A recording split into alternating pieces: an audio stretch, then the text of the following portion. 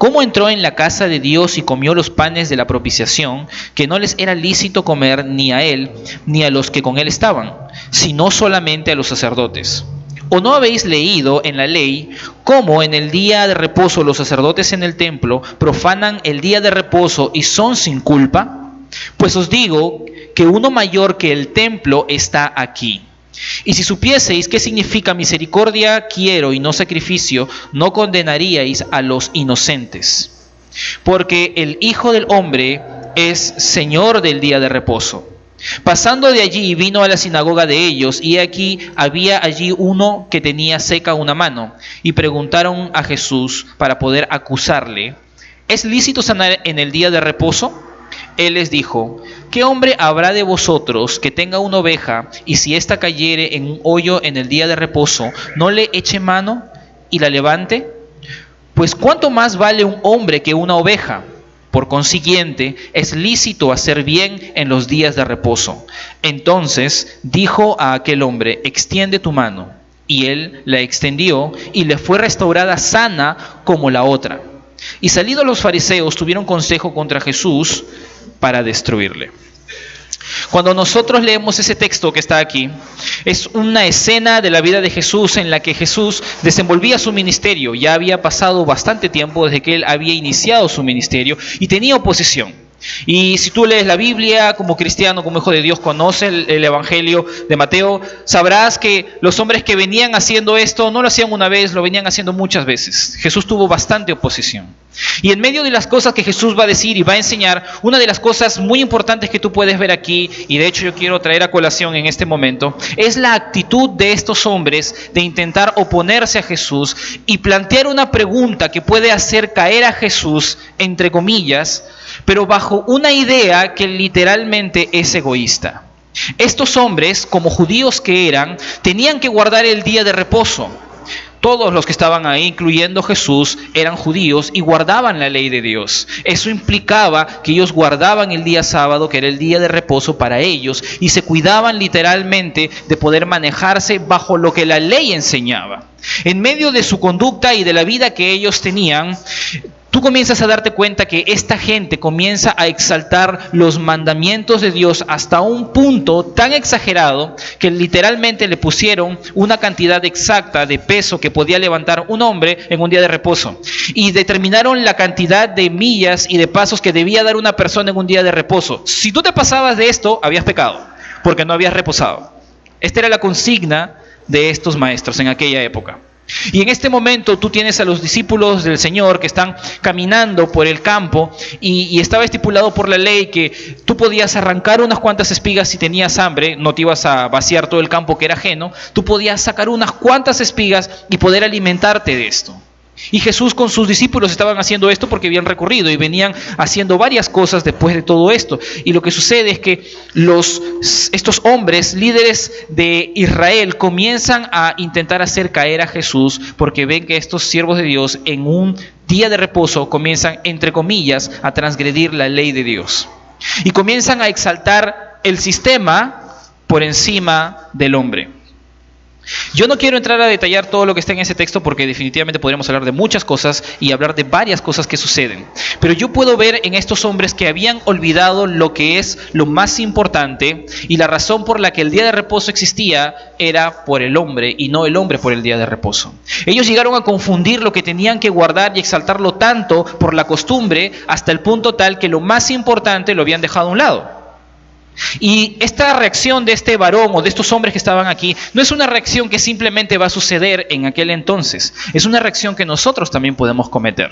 Nosotros venimos a la iglesia en este tercer culto que estamos aquí ahora, tenemos bastantes personas que están sirviendo en diferentes ministerios y cada uno de nosotros que estamos aquí estamos acostumbrados por la cantidad de tiempo, por los años que tenemos sirviendo en algunos ministerios a tener una cultura de iglesia. Estamos a veces acostumbrados a venir a la iglesia, a leer la Biblia, estamos acostumbrados a orar, participar en algún ministerio, en algún evento, y detrás de toda esa actividad muchas veces podemos olvidar lo que es lo más importante. Ahora, yo no quiero decírtelo directamente, quiero que tú lo vayas descubriendo a lo largo de los textos que vamos a ir estudiando, pero yo podría mencionarte muchas cosas que son importantes, y en la Biblia hay muchas cosas importantes. El día de hoy solo quiero centrarme en una. Y vamos a ir descubriéndola poco a poco, texto a texto, de tal forma que podamos encontrar ahora en ese texto una gran verdad que conocemos, pero que a veces la dejamos por alto. Te voy a pedir que ahora, dejando este texto, vayas a la carta de Éfeso. En Efesios capítulo 2, versículo 10, vamos a leer este versículo que si tú has llevado tu discipulado, lo conoces porque es bastante conocido. Efesios capítulo 2, versículo 10, por favor. Efesios capítulo 2, versículo 10. Efesios capítulo 2, versículo 10.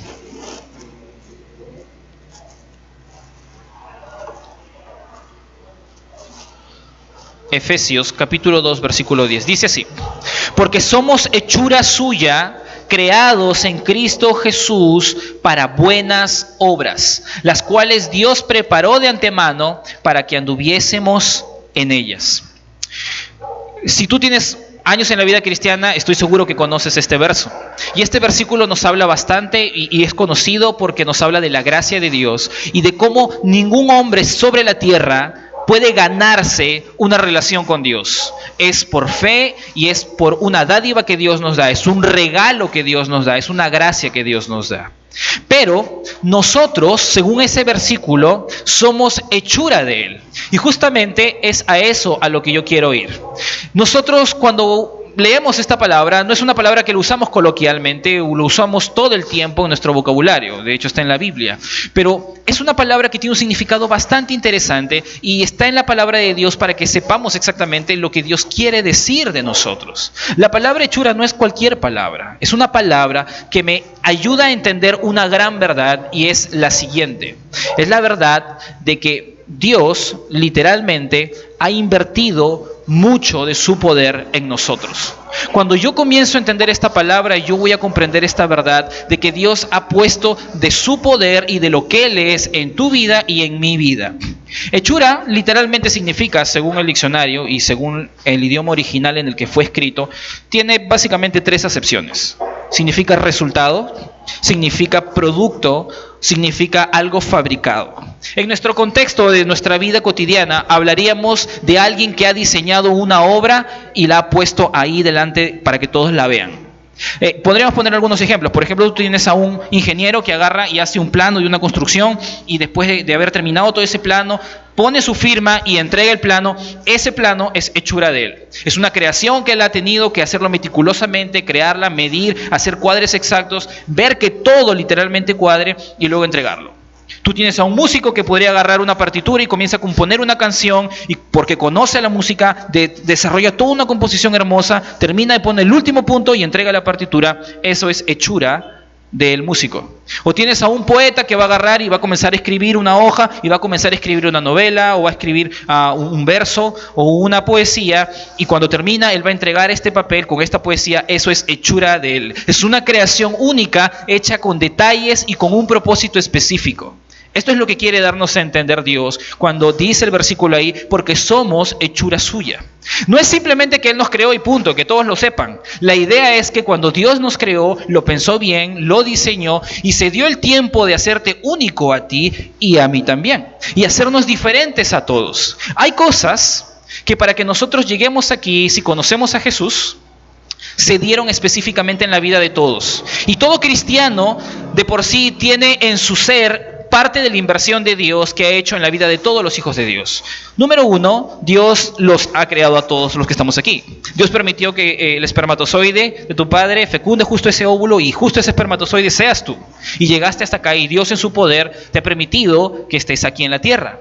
Pero no solamente eso, sino que Él ha permitido que esta palabra de Dios que tienes en tu mano, en un celular o en un libro, llegue a tus manos y en este momento se puede exponer, pero detrás de la muerte de muchos hombres y detrás del esfuerzo y la fe de muchos hombres que escribieron estos libros o que vivieron estas palabras para que en un momento llegue a ti, tú creas en Jesús y te conviertas al Evangelio. Eso es parte de la inversión que Dios ha hecho en tu vida y tanto como en la mía. No solamente fue suficiente con esto, sino que mandó a su hijo. Y parte de esa gran inversión fue que a su hijo le exprimieron la sangre y por esa sangre, literalmente, tú tienes entrada a su presencia. Y el poder del pecado ya no va a ser control total en ti, sino que va a permitirte ahora Dios ser libre de este poder pecaminoso. Y detrás de esta libertad va a mandar a su Espíritu Santo para que tú puedas tener una conexión con Él y puedas tú aprender a ser guiado por Él a través de una relación. Esto implica la inversión que Dios ha hecho en todos. Y podríamos hablar de más cosas todavía. Hablar de una iglesia, hablar de siervos y una serie de cosas más. Pero podríamos mencionar simplemente eso hasta ahí. Pero aparte de estas cosas, hay eventos específicos que en tu vida sucedieron, cosas particulares de ti mismo que formaron lo que tú eres. Seas hombre, seas mujer. Sea que eres un poco tímido o que eres bastante extrovertido.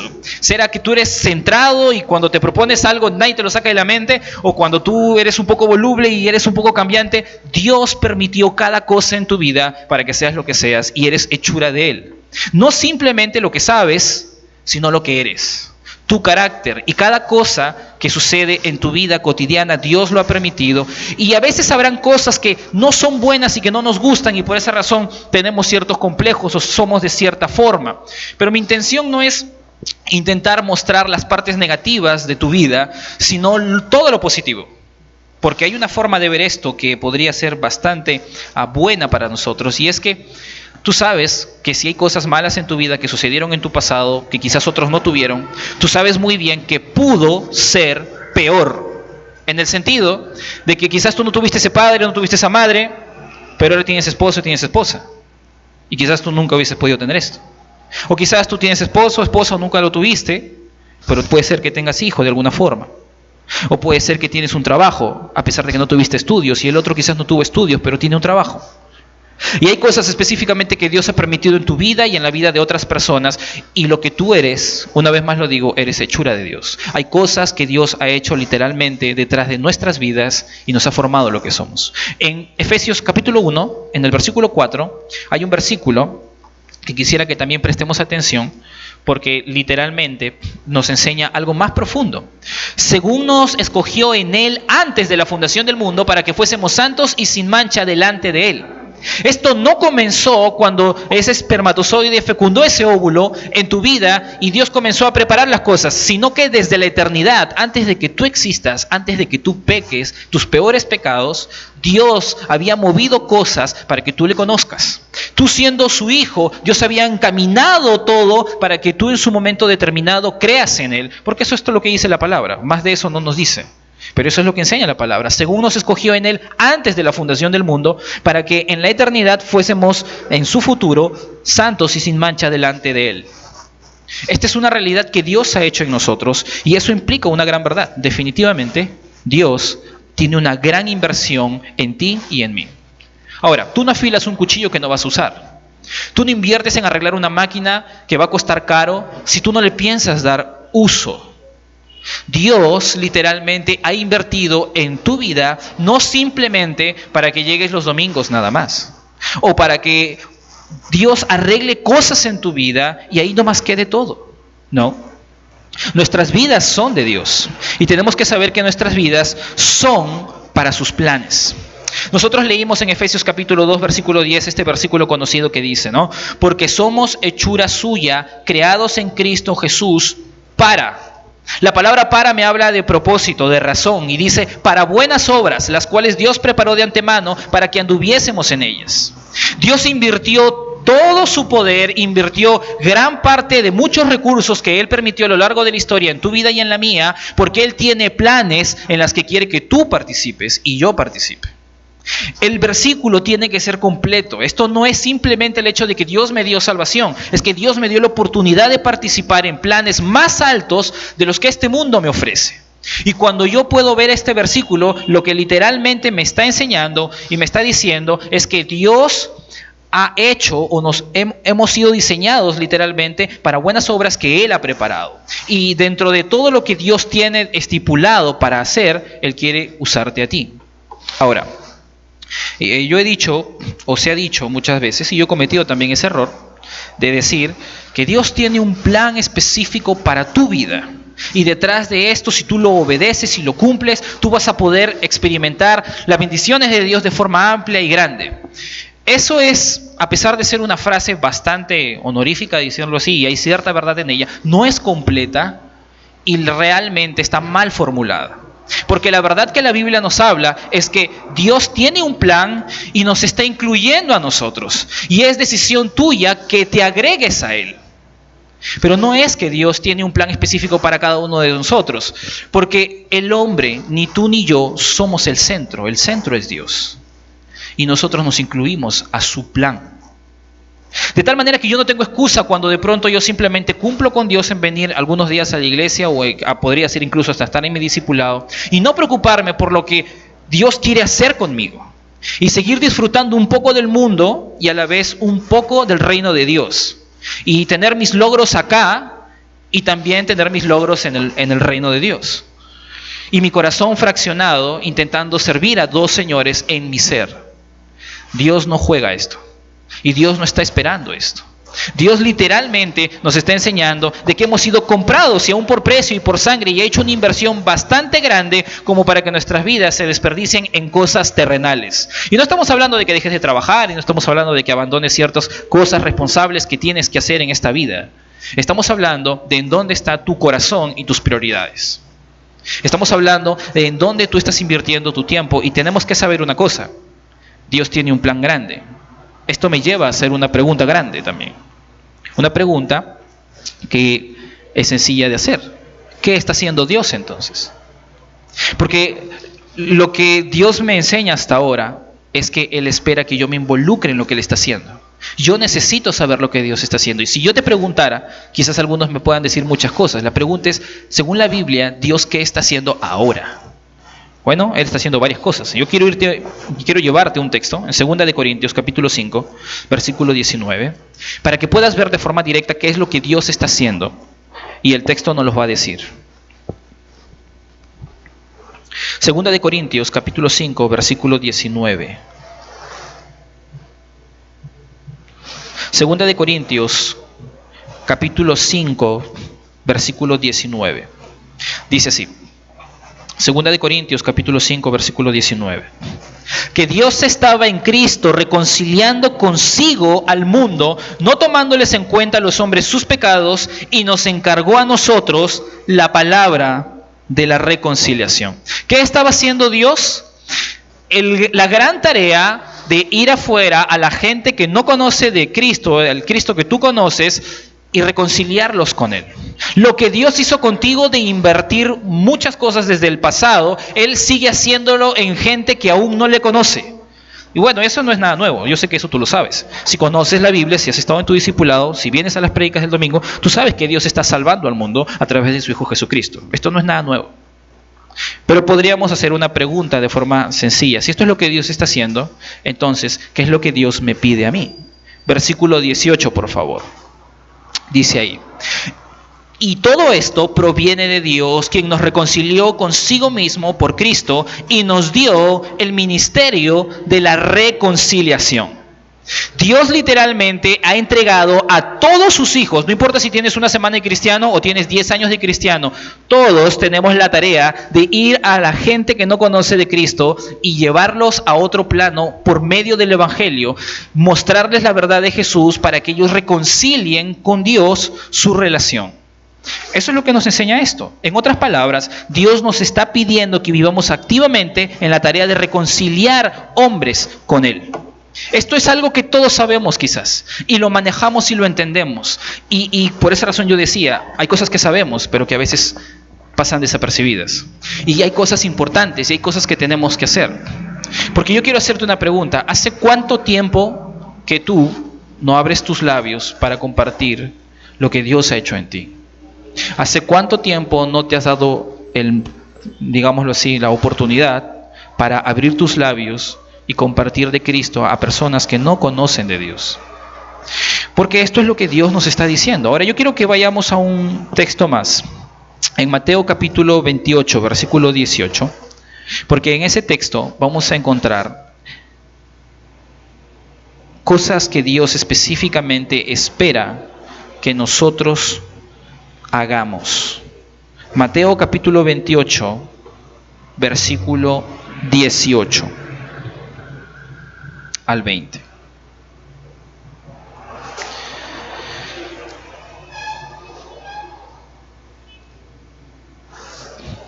Mateo capítulo 28, versículo 18 al 20. Dice así: y Jesús se acercó y les habló diciendo: toda potestad me es dada en el cielo y en la tierra. Por tanto, id y haced discípulos a todas las naciones, bautizándolos en el nombre del Padre y del Hijo y del Espíritu Santo, enseñándoles que guarden todas las cosas que os he mandado. Y he aquí, yo estoy con vosotros todos los días hasta el fin del mundo. Amén. Esta es la gran comisión, y todos conocen ese texto también, si conoces tu palabra, la palabra de Dios, la Biblia. Si tú entiendes esto, esta es la gran comisión que todos tenemos. Esa es la encomienda que Dios le dejó a la iglesia, esa es la encomienda que Dios te dejó a ti, que me dejó a mí. Nosotros entendemos esto. En estos textos que acabamos de leer, puedes encontrar tres cosas, podrías encontrar más, pero yo quiero mencionarte tres cosas que Dios espera que sus hijos no olviden, porque es importante. Número 1. Cuando tú lees el versículo 19, dice: por tanto, id y haced discípulos. Yo no puedo hacer discípulos a una mesa. Yo no le puedo hacer discípulo a una guitarra o a una batería. Yo no puedo hacer discípulos a una canasta. Yo no puedo hacer discípulos a un libro. Yo solamente puedo hacer discípulo ni a un perro, a una persona. Si algo Dios está esperando de mí como hijo de Dios, no importa yo dónde esté, es que yo trabaje con vidas. Es que sea que estoy participando en el ministerio de alabanza, o que estoy diseñando, o que estoy haciendo diferentes cosas, yo debo participar con vidas. Y una de las cosas que tú vas a notar es que en la iglesia de nuestros tiempos ahora hay diferentes tipos de ministerios. Hay muchos tipos de ministerios. Y yo podría catalogarlos para este momento de dos formas: ministerios que trabajan directamente con personas y ministerios que trabajan indirectamente con personas. Ninguno de los dos es menos, ninguno de los dos es malo, pero tienen diferentes enfoques y tienen diferentes tareas y diferentes lugares. Podríamos mencionar, por ejemplo, ministerios que trabajan directamente con vidas. Los que son líderes de casas de paz trabajan directamente con vidas. Se acercan, están con el hermano, están guiándolo. Como líderes de casa de paz tienen que acercarse a ellos y muchas veces pastorearlos y ayudarles cuando hay problemas difíciles. Y cuando no, y cuando hay cosas buenas, también celebramos juntos. Tiene que ver con relaciones y tiene que ver con vidas. El que es maestro de escuela dominical está con el pequeño, está con el niño, le está enseñando y está influenciando su vida. Lo tiene que conocer. Si puede, lo tiene que ir a visitar. El que es líder de jóvenes también tiene que estar ahí, aconsejar y buscar estar atento cuando le están pasando ciertas cosas a este joven y ayudarle, porque esta es la tarea. No es simplemente hacer un juego, no es simplemente hacer un programa, es trabajar con la vida de esta persona, porque es un ministerio que trabaja directamente con vidas. Si eres maestro y discipulado, de la misma forma. Y podríamos mencionar otras áreas. Pero también hay otras áreas que no son menos importantes, y quiero dejar eso claro. Esa no es mi intención, pero que no trabajan directamente con personas. Podríamos mencionar, por ejemplo, los sugieres. No tiene nada de malo, necesitamos los sugieres, pero no tenemos el tiempo a veces de poder relacionarnos más allá de un saludo, porque hay otras cosas que atender. Los del ministerio de alabanza nos guían en la alabanza y estamos aquí adorando a Dios, pero el hermano que va a dirigir o los músicos no van a salir en plena enseñanza o en plena alabanza para ver cómo estás andando y si tú necesitas que te animen o te muestren un verso, porque estamos dentro de un programa y no es el momento. Podrían hacerlo fuera, y de hecho sería necesario. Igual los sugieres, igual cualquier persona. Los de diseño, los que están en la proyección, los que ven la página web y diferentes cosas. Hay diferentes tipos de ministerios. Pero sea que yo estoy en uno o en otro, yo tengo que saber que todos aquí estamos en un ministerio que Jesús nos invitó cuando dijo: id y haced discípulos. Y tú y yo aceptamos, si somos cristianos, en el momento de nuestra salvación, cuando le decidimos: Señor, yo quiero ser tu hijo. Yo tengo y tú tienes el ministerio de la reconciliación desde hace mucho tiempo y quizás no lo sabías, o quizás no te habías dado cuenta que dentro de todos los ministerios donde tú estás en el ministerio de la reconciliación. Y fuera de que ese ministerio no trabaja únicamente acá, tú cuando estás afuera tienes la tarea, la responsabilidad de compartir a Jesús y demostrar lo que crees y lo que tú eres. Mostrar que hay más allá de la salvación todo un camino que la vida de un hijo de Dios tiene que vivir. La salvación es simplemente el primer paso, porque como tú ves, la encomienda no es vamos a ser salvos a todas las naciones, es vamos a ser discípulos. Y eso es más grande que simplemente ir y contar tu testimonio. Eso es más grande que simplemente ir y decirle: ven a mi iglesia, escucha la prédica. Eso es más alto que trabajar en un ministerio. No estoy diciendo que trabajar en algún tipo de ministerio sea malo. No me malentiendan. Lo que yo quiero dejar claro es el hecho de que puede ser que yo esté muy ocupado haciendo muchas cosas en la iglesia y olvidarme que al final lo importante es la transformación de vidas. Es las personas a las que nosotros nos relacionamos y hablamos y nos comunicamos. Es fácil estar en mucho activismo y olvidarnos que la encomienda es trabajar con vidas. Eso me lleva a mí a que yo no puedo ser el cristiano que puede esperar que la iglesia se llene de personas nuevas porque mi hermano que habla de Cristo trae sus invitados. Yo tengo que ser la persona que también traigo mis invitados. Yo tengo que ser la persona que también comparto afuera. Yo no puedo ser el cristiano que se acostumbró a ser cristiano y ya está tranquilo porque los hijos ya son cristianos o están yendo a la escuela dominical o porque el esposo ya está viniendo a la iglesia o porque el papá o la mamá está viniendo a la iglesia y yo estoy tranquilo. No puedo ser ese tipo de cristiano. ¿Cuándo ha sido la última vez que compartiste tu fe? Va a depender de qué tipo de mente has venido teniendo acerca de tu propia vida en Jesús. Porque si hay algo segundo que Dios va a esperar de ti, es que nosotros ganemos almas. Una cosa es trabajar con vidas y otra cosa es literalmente que tú seas usado como un medio para que otras personas conozcan de Cristo. ¿Cuántas personas has ganado para Cristo?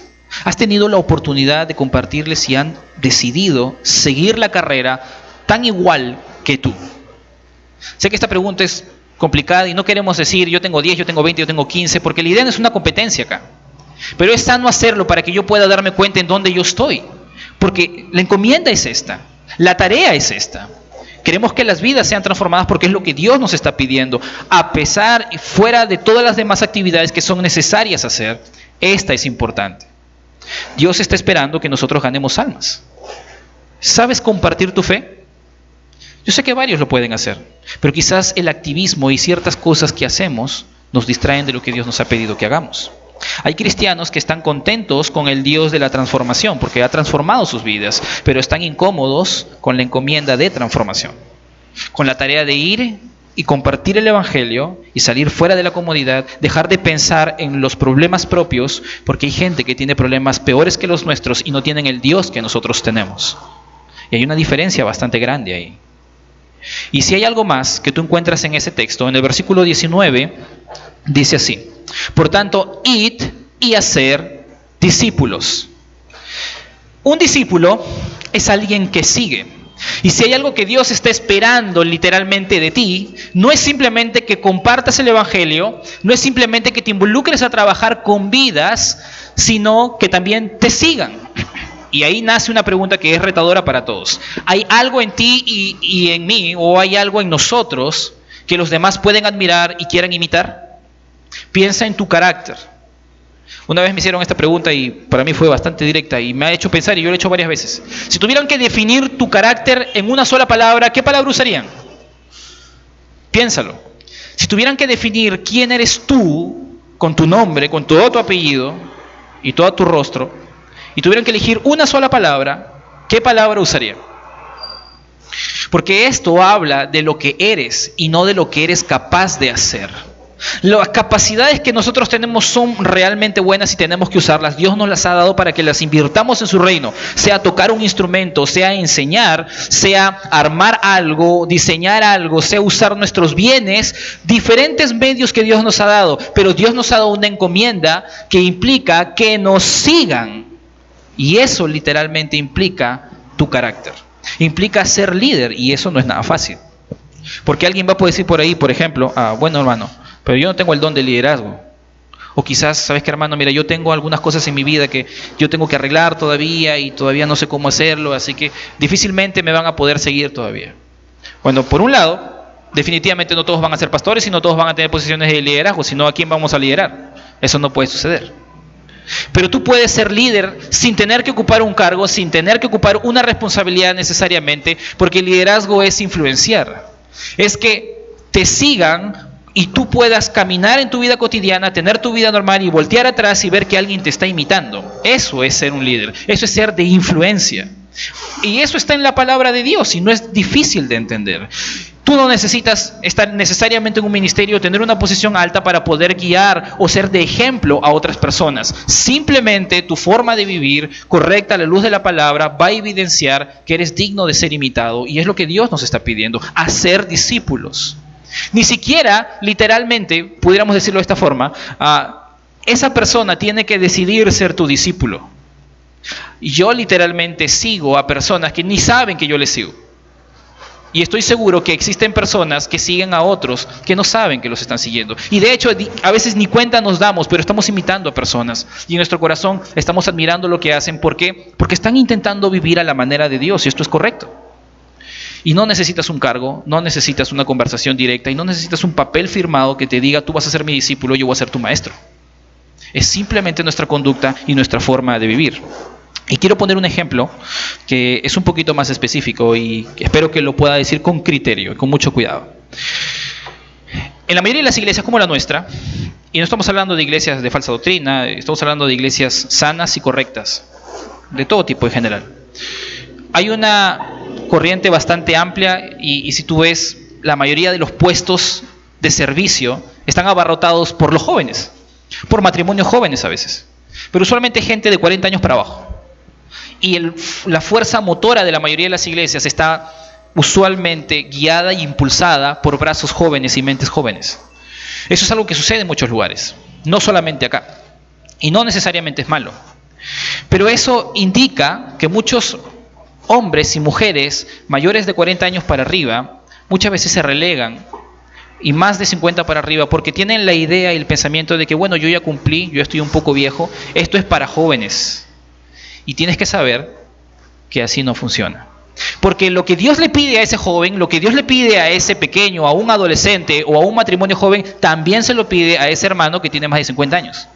Te pide que seas influencia, te pide que compartas tu fe y te pide que trabajes con vidas. A cada uno de nosotros se nos pide, y como una vez más podemos decir, no necesitamos estar en un ministerio o es tener un cargo para poder ser literalmente de influencia. Yo puedo saber exactamente que algunas personas mayores tienen ciertas limitaciones por su condición física y por la edad, y a veces ciertas cosas que los limitan. Pero la palabra de Dios dice que las mujeres que son ancianas y casadas incluso deben ser de influencia a las mujeres más jóvenes, que muchas veces son impetuosas. Y los jóvenes les es conveniente estar con los ancianos porque a través de ellos van a adquirir sabiduría, y eso está en la palabra de Dios. Lee Proverbios, ahí está, hay bastante. Los hermanos que son mayores, de 50 años para arriba o quizás un poco menos podría ser, si tú tienes simplemente ese pensamiento, tienes que saber que tú eres más útil incluso que un joven, con la experiencia que tienes, y si es que tú vienes obedeciendo a la palabra de Dios. Porque ¿qué podríamos aprender de un hombre que no quiere crecer? O de una mujer que está acostumbrada a venir simplemente los domingos y de ahí no queremos pasar nada más. Dios tiene una posición más grande para ti. Y tienes que saber que tu edad no es una limitación para que Dios te pueda usar aquí o afuera. Y Dios literalmente quiere usarte y te demanda a ti tanto como se lo demanda a un joven, incluyéndome en general. Esto es lo que la palabra de Dios nos exige a todos. No hay limitación en esto. Sea que yo soy joven, sea que estoy en un ministerio, o sea que no estoy en algún ministerio, Dios nos exige a nosotros que no olvidemos lo más importante. Porque literalmente el trabajo tiene que ver con vidas. Si yo estoy sirviendo y si voy bien por este camino y estoy viendo que Dios me está guiando por este lado, entonces solamente nos tocaría hacernos dos preguntas sencillas. Una, evaluemos nuestro liderazgo y veamos si las cualidades que yo tengo son las de un líder. Yo te voy a enumerar algunas. Usualmente como líderes en el mundo de forma secular, la mayoría de las personas están bastante preocupadas en desarrollar sus capacidades. Saber inglés, saber administración y una serie de cosas más, porque tenemos que hacer trabajos de este tipo. Pero la gran verdad es que a la luz de la palabra, el verdadero líder es el que cultiva su carácter, y esa es otra cosa. Y te voy a dar una lista de cualidades de carácter que difícilmente mucha gente hace. 1. Eres confiable, eres valiente, eres disciplinado, eres ordenado, sabes planificar, sabes hacer sacrificios, eres humilde, sabes crecer como persona y sabes seguir para ser seguido. Son simplemente algunas, pero podríamos sacar un montón de cosas. Estas no tienen que ver con cosas que tú puedes aprender como inglés o aprender electricidad o aprender a dibujar. Esto tiene que ver con cosas que son exactamente dentro de ti. No es lo que los demás piensan de ti, es lo que tú eres, es tu carácter. Porque esto es lo que se reproduce y esto es lo que terminamos siendo. Si estás andando correctamente, entonces lo mejor que tú puedes hacer es cuidar tu carácter. porque esto es lo que Dios está esperando que se reproduzca. Y si esto va bien, entonces deberíamos hacernos la otra pregunta. Yo estoy compartiendo a Cristo porque hay una enfermedad y es el activismo, y que estar aquí y estar allá y estar por aquí y olvidarme que lo más importante no es hacer muchas cosas para Dios, es hacer la encomienda. Y literalmente la encomienda se trata de gente. Es por esa razón que la visión es transformando vidas, no ministerios, sino vidas para el presente y la eternidad. Porque lo que Dios está buscando es fruto, y ese fruto son personas. Son vidas que están creciendo, incluyéndote, incluyéndome. La encomienda está detrás de todo eso. Y Dios está buscando que cada uno de nosotros crezcamos en la encomienda. Dios nos ha mandado a ser discípulos, y eso implica tratar vidas. Quizás hay que arreglar la agenda, quizás hay que comenzar a redireccionar bien en dónde estoy ocupando mi tiempo y cómo estoy viendo mis prioridades. Quizás yo tengo que adiestrar mi vida para poder ser ejemplo, porque quizás no lo estamos siendo. Pero esto es suficiente como para que nosotros examinemos nuestro proceder y comencemos a darnos cuenta si estoy distrayéndome en la tarea o estoy cumpliendo la meta. Porque Dios nos ha puesto esa meta, y se trata de gente.